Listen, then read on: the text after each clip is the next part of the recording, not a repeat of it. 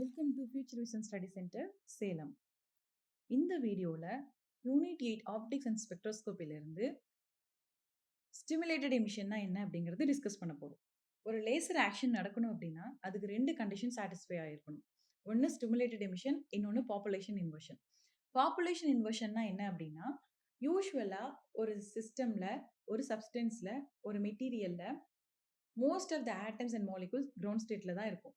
ஏன்னா மாலிகூல்ஸினுடைய எனர்ஜி வந்து கம்மியாக இருக்கும். அந்த ஆட்டம்ஸ் அண்ட் மாலிகூல்ஸை பம்பிங் ப்ராசஸ் மூலியமா எனர்ஜி கொடுத்து எக்ஸைட்டட் ஸ்டேட்டுக்கு போக வைப்போம். இந்த ப்ராசஸ்க்கு பேர் தான் population inversion. Population inversion achieve ஆனால் மட்டும்தான் ஸ்டிமுலேட்டட் எமிஷனை நம்ம பண்ண முடியும்.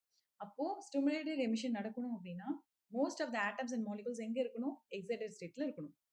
இப்படி எக்ஸைட்டட் ஸ்டேட்டில் இருக்க ஆட்டம்ஸ் அண்ட் மாலிகூல்ஸை கிரவுண்ட் ஸ்டேட்டுக்கு நம்ம கொண்டு வரும் பொழுது அங்கிருந்து ஃபோட்டான் ரிலீஸ் ஆகும். இந்த ப்ராசஸ்க்கு பேர் தான் ஸ்டிமுலேட்டட் எமிஷன். இந்த எக்ஸைட்டட் ஸ்டேட்டில் இருக்கக்கூடிய ஆட்டம்ஸ் அண்ட் மாலிகூல்ஸோட நம்ம ஒரு ஃபோட்டானை வந்து ஸ்ட்ரைக் பண்ண வைப்போம்.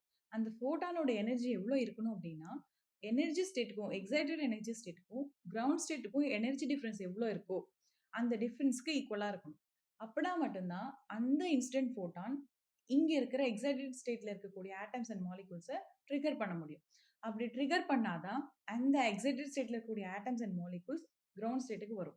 அப்படி வரும் பொழுது எக்ஸைட்டட் ஸ்டேட்டில் எனர்ஜி அதிகம், கிரவுண்ட் ஸ்டேட்டில் எனர்ஜி கம்மி. So atoms and molecule excited ஸ்டேட்ல இருந்து கிரவுண்ட் ஸ்டேட்டுக்கு வரணும் அப்படின்னா அதுகிட்ட இருக்கக்கூடிய எக்ஸ்ட்ரா எனர்ஜியை அது ரிலீஸ் பண்ணிட்டு தான் கீழே வரணும். அப்படி ரிலீஸ் பண்ணிட்டு கிரவுண்ட் ஸ்டேட்டுக்கு வரும் பொழுது அது என்ன ஃபார்ம்ல ரிலீஸ் பண்ணும் அப்படின்னா அதனோட எக்ஸ்ட்ரா எனர்ஜியை இந்த ஃபார்ம் ஆஃப் ஃபோட்டானா ரிலீஸ் பண்ணும். அப்போ இந்த ப்ராசஸ்ல ஒரு ஃபோட்டான் ரிலீஸ் ஆகுது.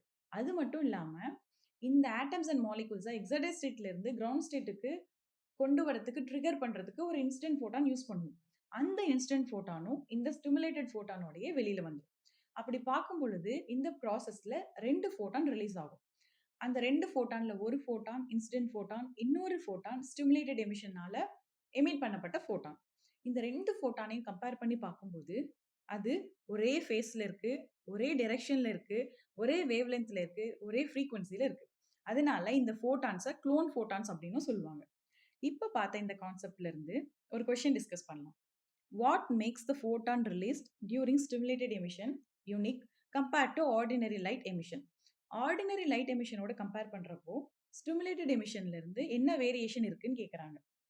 ஸ்டிமுலேட்டட் எமிஷனில் வெளியில் வர ஃபோட்டான்ஸ்க்கும் ஆர்டினரி எமிஷனில் வெளியில் வர ஃபோட்டான்ஸ்க்கும் நிறைய டிஃப்ரென்ஸ் இருக்கும். ஸ்டிமுலேட்டட் எமிஷனில் வெளியில் வர ஃபோட்டான்ஸ் ஐடென்டிக்கலாக இருக்கும், ஃபேஸ் ஒரே மாதிரி இருக்கும், டிரெக்ஷன் ஒரே மாதிரி இருக்கும் அப்படின்னு சொல்லிட்டு நம்ம டிஸ்கஸ் பண்ணோம்.